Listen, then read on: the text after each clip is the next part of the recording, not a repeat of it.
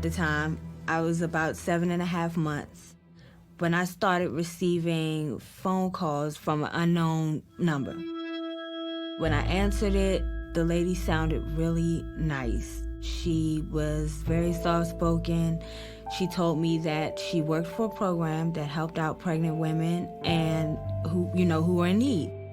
She said, we have clothes and we have a storage area where we keep the clothes and car seats, and you can come and pick out whatever you want. I was really excited, really excited. My husband, PJ, was pretty concerned. His main worry was that he didn't know the individual, and he just was like, don't rush into anything that you really don't know about.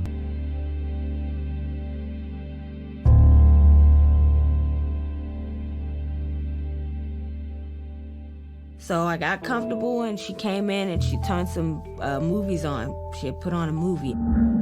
Then my husband called me. And he's like, man, where you at? So I'm like, I'm fine. Because at this point, I don't really know where I'm at. After I hung up with my husband, we were sitting there and we were talking, and she put on Precious, the movie Precious. It was a bootleg copy of Precious, and we were watching that. And all of a sudden, she threw this heavy quilted blanket. She threw it over the back of my head and started beating me in the head. After she hit me about 10 times, I jumped up and I threw my hands up, in a motion like this, and all I could see was blood.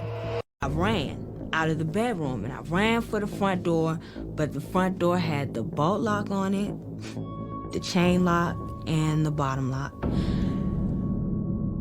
By that time, she had jumped on my back, and we're wrestling. I'm wrestling with this 216-pound woman. There's blood everywhere.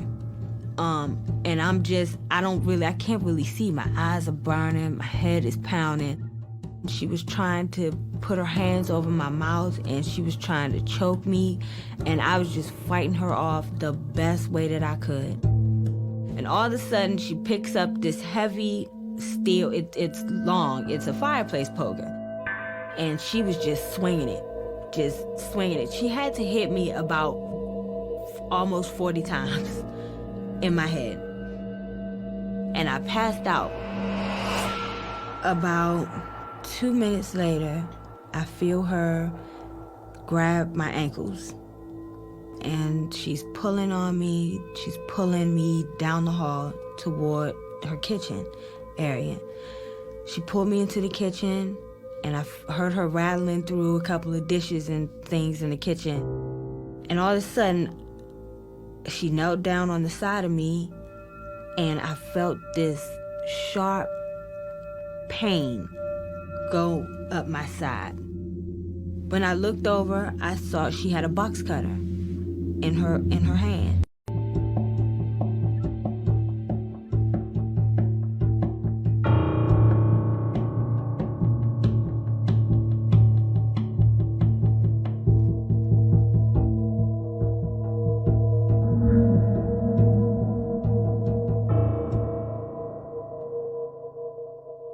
She came in, she had a metal bowl. It was filled with ice, and it had a rag in it. She had another rag on her shoulder, and she had about 6 towels.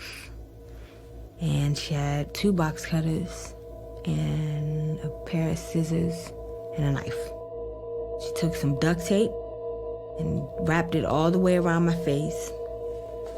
I could only breathe out of my nose. And she just started cutting. She started at the bottom, right above my pelvis, and just started cutting. And I could feel every single bit of that.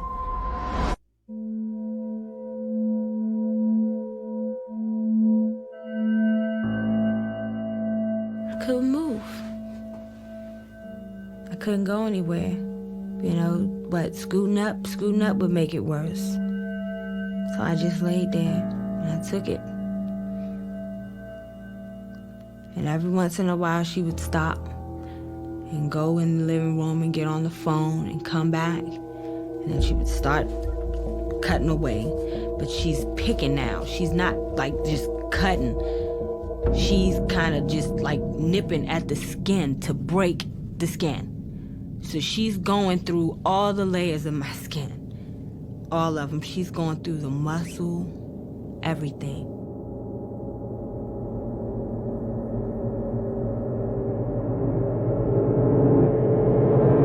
She said, I already cut the water sack, so all I gotta do is just reach in there and get the baby. Do you want me to do that right now? Or do you want to go to sleep? I just told her I was in a lot of pain. I couldn't take it. I just wanted to just take a break. I just wanted to take a break.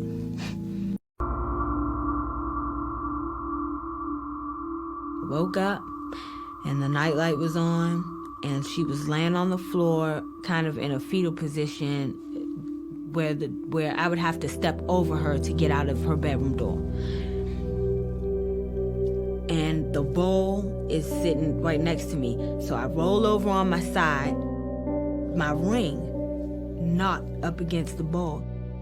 And I'm looking at her like, is she gonna do anything? But she didn't move. So I'm on my elbows and my knees and I got my hands in this prayer position.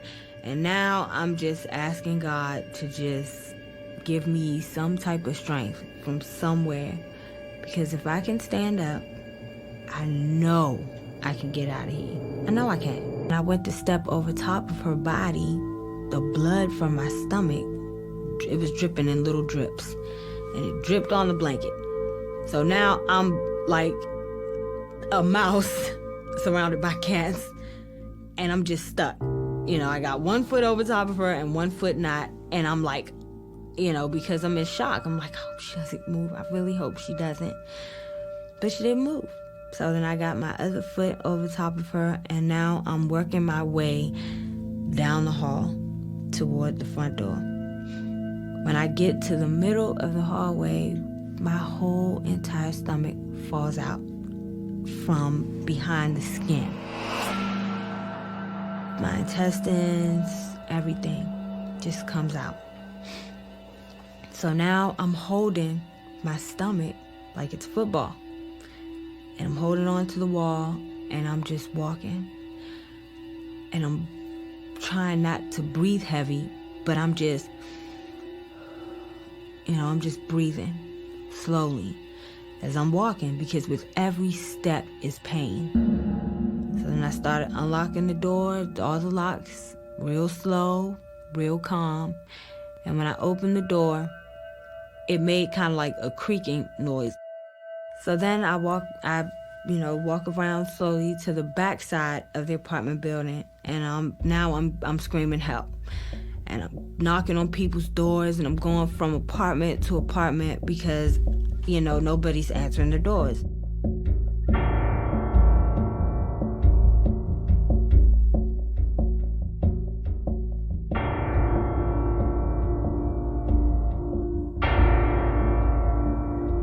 She gets behind me and puts her arms underneath of my arms as in a position to lift me up.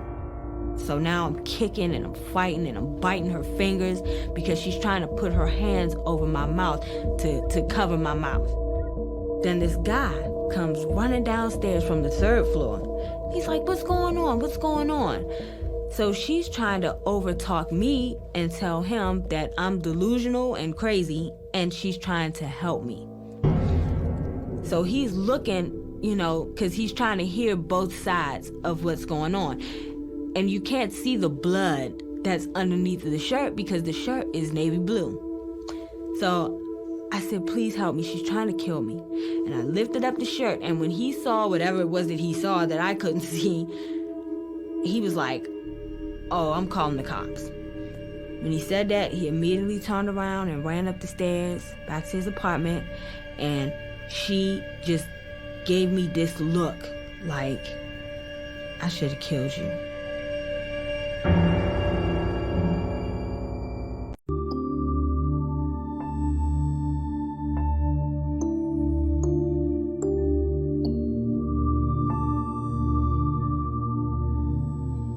the next thing you know, I remember a lot of firemen and EMTs were there, and I didn't have anything on, so they were trying to get someone, to get me a sheet or a blanket or something.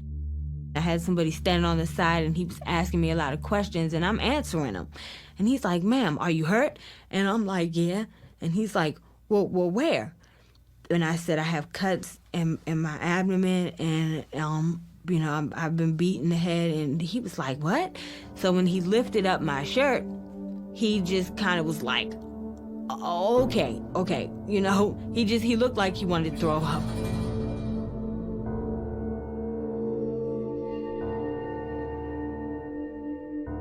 When I came to, the first thing I asked about was my baby. My husband was sitting there. He was the first face that I saw when I was coming out of all the medication that they gave me. And the nurse came in just to kind of check and see if I had came out of what I was in. And she said, "You gave birth to an 8-pound, 2-ounce baby girl." And I said, "I'm going to name her Miracle because she survived, and I survived." She was balled up in the top of my stomach, and that's why she was pretty hard to get to.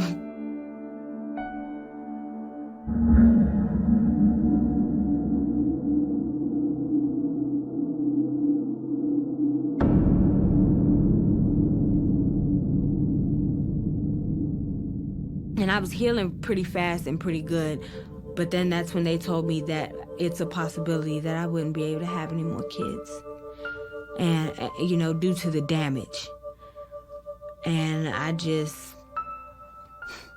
got really emotional. I got real sad, and because I want more kids. I wanted more kids.